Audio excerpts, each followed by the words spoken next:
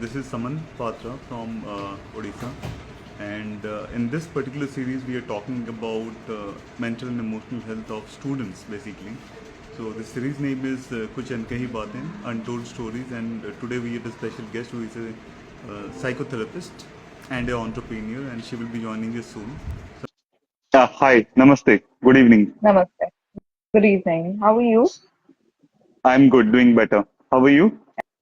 I'm good. I'm good. It's been a very long time. I think it was during COVID. We were all Yeah,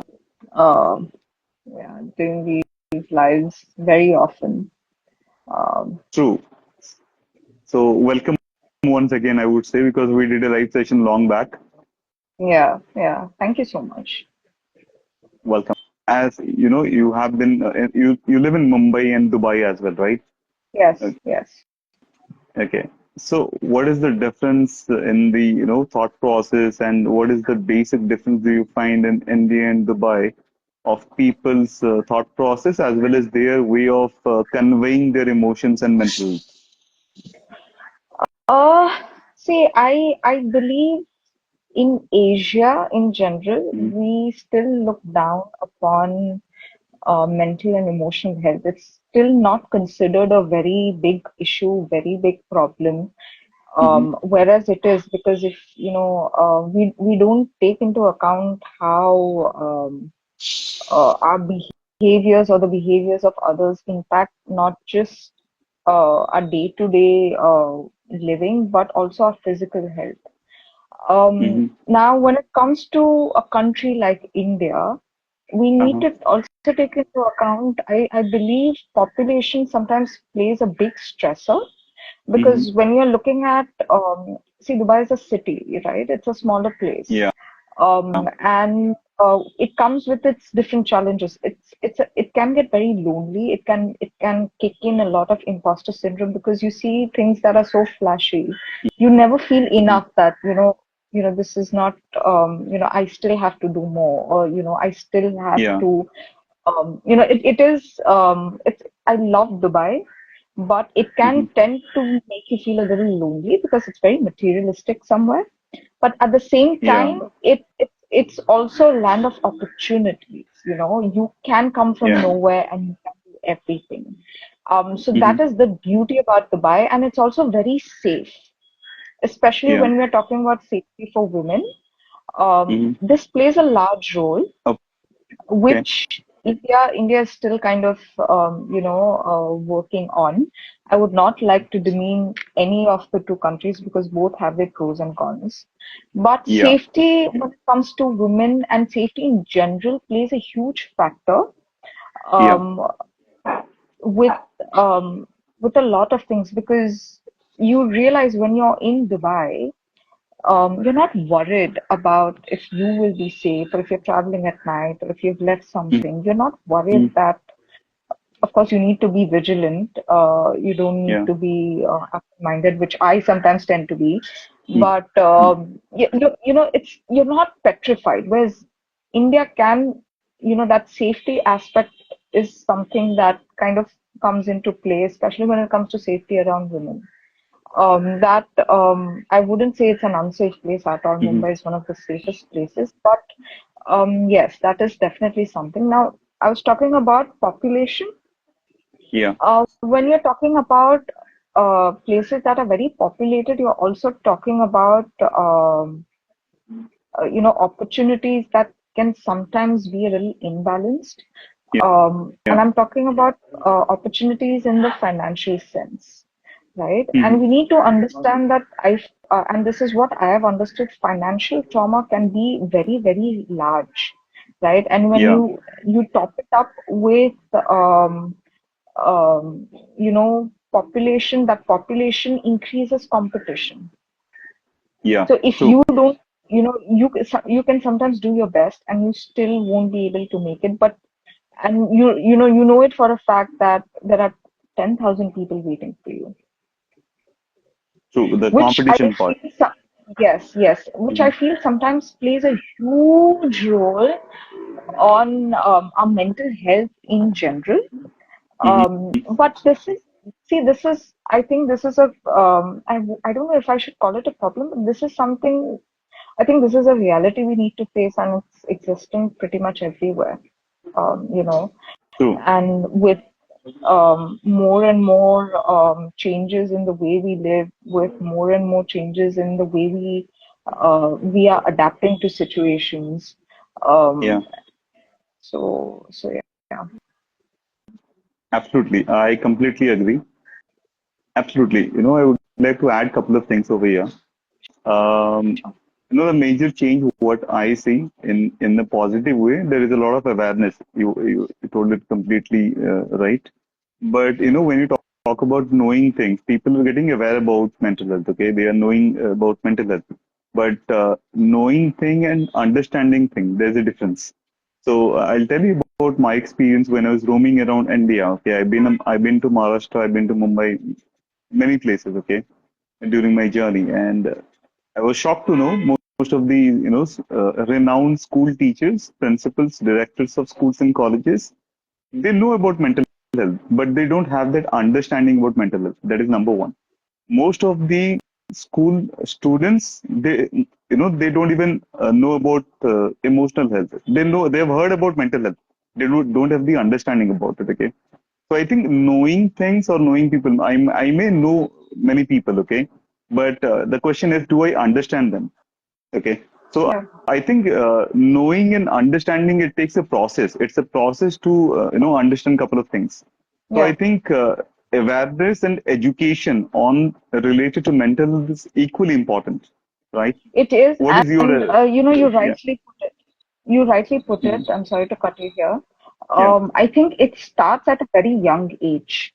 Yes. It starts, um, on the level, because that is where you're building the foundation of Hmm. mental health or emotional health. Because if a child is not taught how to regulate emotions, if the child is not parented in the right way, then Hmm. they grow up and struggle with everything as adults, whether it's Yeah, absolutely work, correct. whether it's relationships. And if you're talking about COVID as well, I think COVID impacted children significantly because, it was, you can tell us, of course, senior citizens were impacted. You can tell senior Hmm. citizens, okay, what, stay at home. They have that sensibility. But how do you Yeah. tell a child to not live the life that, they're supposed to? So it impacted them, but I feel like mental, emotional health, we're not taught about a lot of things, right? We're Yeah. taught about, I think it's time that we learn to be very practical about a lot of things. I feel that's what's been happening since last couple of generations. Okay, so what we see as our parents have taught us, we just pass that to our own child. That happens, and it has been happening since a long time now. Now this disconnecting or disconnecting some belief system, disconnecting with the chords of couple of aspects. It's really important because for example, I'll give you an example. For example, a certain belief system which was very strong at maybe at my grandparents' time. So the timeline changes, right? So what was working at their timeline, it might not work in my timeline. Yeah, absolutely. That is one thing. And secondly, when I talk about awareness and education, and you correctly mentioned that children should be taught since a very beginning of his childhood. Okay. Now, what is the beginning? For example, I always say this to everyone that when we talk about A for apple, B for ball, why can't we talk about A for awareness or maybe something Yeah, different? So maybe an emotions, a smiley emotion, it may be a sad emotion. We can picturize that in front of the child, and we can tell them that what are these emotions, what is happiness, what is excitement, and they will understand. See, because the children have the grasping ability of a child is way more high than maybe you and me, right? definitely. What would you like to say to the teenage kids and to their parents when it comes to mental and emotional health? First of all, when it comes to, you know, teenage parents who have teenagers, Hmm. yes, it's important important to be a friend, but also be a parent. Yeah. Because what your child does need, see, we are at an age where everyone has a lot of friends, but your child may need a parent a lot more than they need a friend. They already have that friend. So sometimes don't try to overstep that boundary. Mm-hmm. When it comes to teenage children, I think it's important to know that I think you need to learn how to not live in instant gratification, because I think teenagers of today face that as a significant problem. You Mm-hmm. know, and life is not that way, Yeah. have fun. Definitely you should have fun. These are some of the best years of your life, but Mm-hmm. don't throw away your life um to things that may not matter a few years down the line. Yeah. But then again, you only learn through experience. Yeah. Learn to value yourself and learn to value um others, and have a little bit of accountability for your actions. But also at the same time, be kind to yourself. Don't be so harsh on yourself. uh, you know l- it's life. It happens, shit happens. But try to find a fine balance. Your parents are not your enemies. They have only been able to bring you up with what they knew. Yeah. So you also need to be a little patient with them. Your parents are also learning. Parents also need to learn and let go of a little bit of their ego. Um, so somewhere I feel everyone needs to have a little bit of a balance. Mm-hmm. Um, I would like to, on a closing note, I would like to say, if you're a father, make sure you're making an effort to build a healthy relationship with your daughter, because going ahead she will choose a man that is going to reflect how you have treated her. And Correct. if as a mother, if you have a son, make sure you don't make sure you teach your son some accountability, so